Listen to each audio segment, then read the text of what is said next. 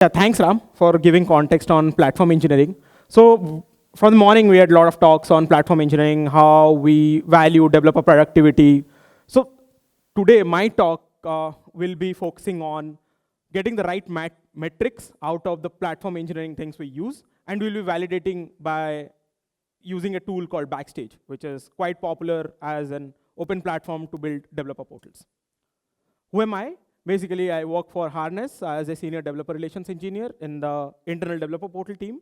I've been contributing to Kubernetes project as a student and also to Chaos Mess. Yeah, so let's look at the software engineering or the software world scenario here. We have 24.3 million active software developers worldwide. And in US alone, there is we pay around 165 billion per year to these developers. Oh, it's well and good. The world is run by developers and we have to pay them good. But the problem here is I'm sure pretty much a lot of you would be wasting much of your time just setting up a tool or doing things on a tool because that is built in that particular way rather than writing code or designing resilient system, which is essentially bringing money to your company. So yeah, essentially we waste around 1 trillion because developers spend 40% of the time doing non-code producing work. Let's culminate what is happening. Too many tools. There is a tool for a tool, like you use Kubernetes, then you suddenly you shifted from VMs to Kubernetes to reduce cost, to enhance efficiency, ship code faster, but then you realize, okay, now the cloud cost has risen, I need a cloud cost management tool, I need an observability tool. So there is a tool for a tool for a tool. It becomes overwhelming at some point of time. And for new developers, thanks to this decentralization of services, like we now have microservices. As a new software developer joining any company, it's obviously overwhelming and we go through this imposter syndrome that I know so less. And then obviously, which we talked about, too less time to code. So yeah, the solution for this, the world has found out, is platform engineering. And Gartner predicts that by 2026, 80% of large software engineering organizations will establish platform engineering. The trend was 45% in 2022.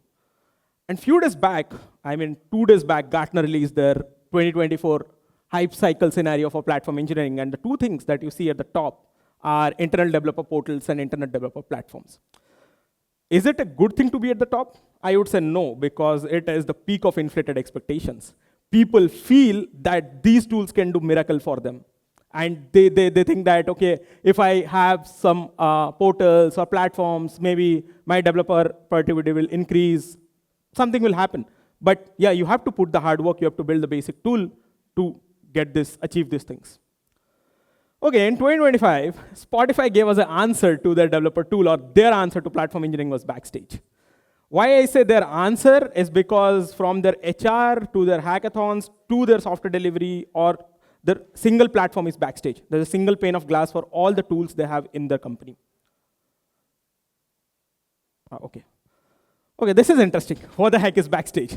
This is taken from a blog post that is titled as "What the heck is Backstage?" Because when Spotify released Backstage in this yellow site called Hacker News, people were asking this question. I see, okay, Backstage. What does it really solve? What does it do for me? Basically, it is an open platform for building developer portals. It has your basic software cataloging, which has answer for your all APIs, documentation, microservices are listed in the catalog. It is user aware. It is aware that you are logging in as a user, and it will exactly show you the microservices or the part of the tools that is dependent on you or you are responsible for. It has a relationship graph which says which APIs are dependent on which services and what services are dependent on what team and what person owns it.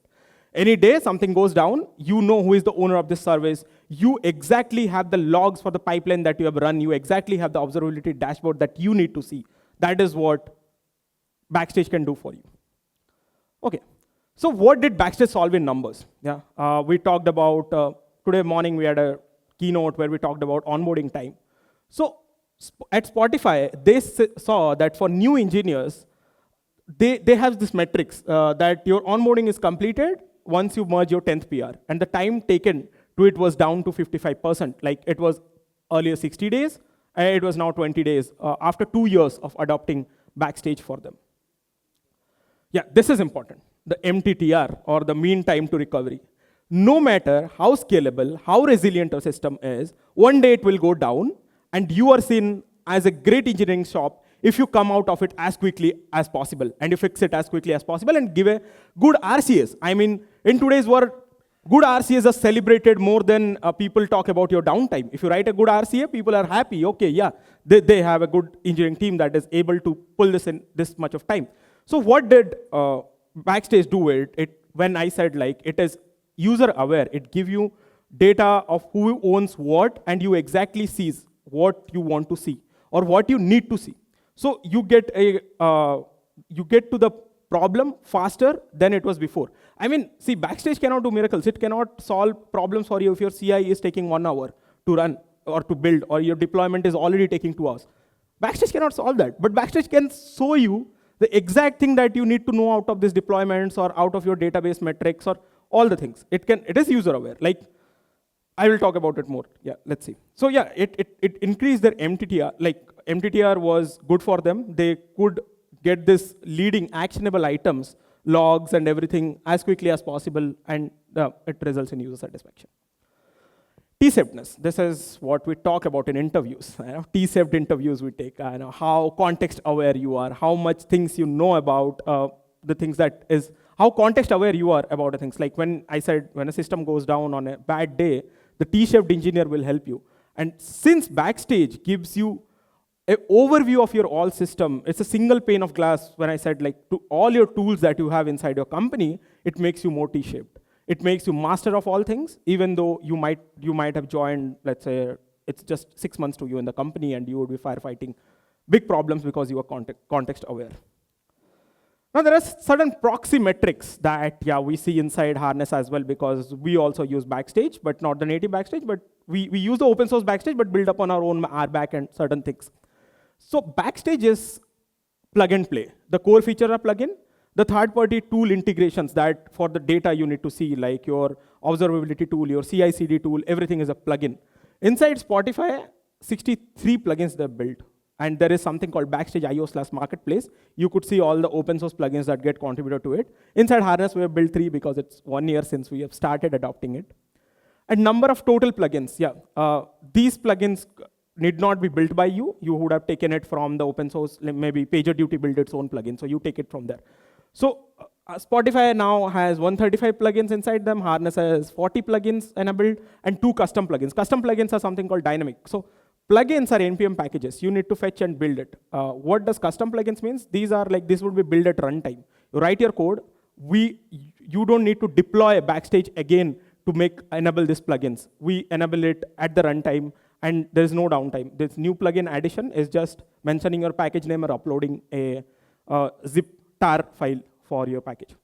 Yeah, and then percentage of contribution. So yeah, when using Backstage, there are typically 2 personas. Like your DevOps guys and SRE guys are the builders here. They build to enable the developers. And then there are people like us who are building the tool, the IDP tool. So you need to build automation. Like you could provision EC2 instance using Backstage templates. But yeah, your DevOps engineers need to take care of that template and make sure that your engineering process is followed out of those automations.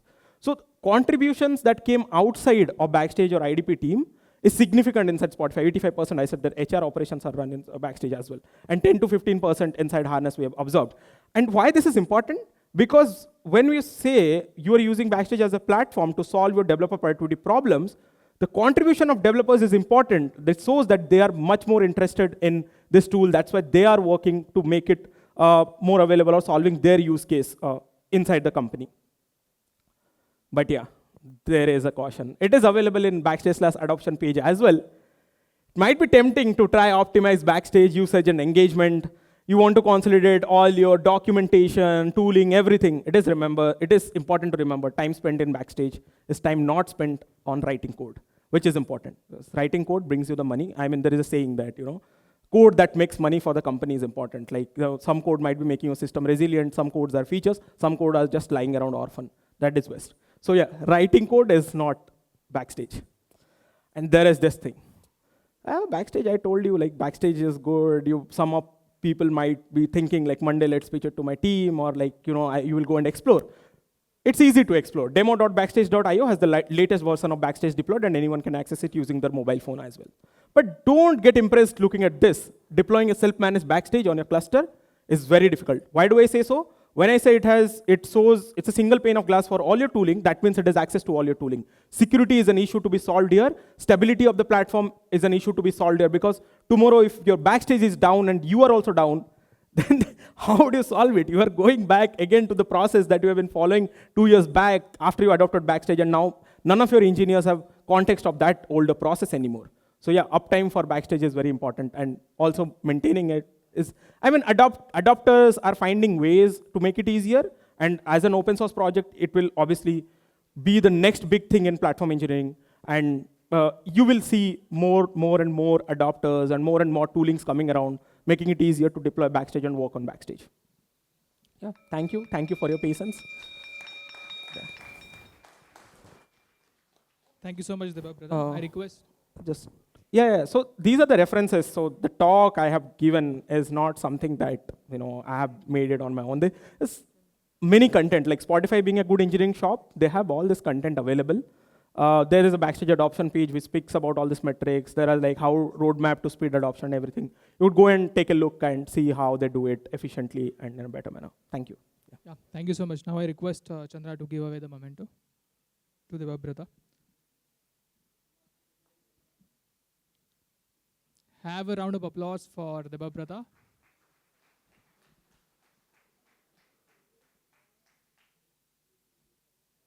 Thank you once again.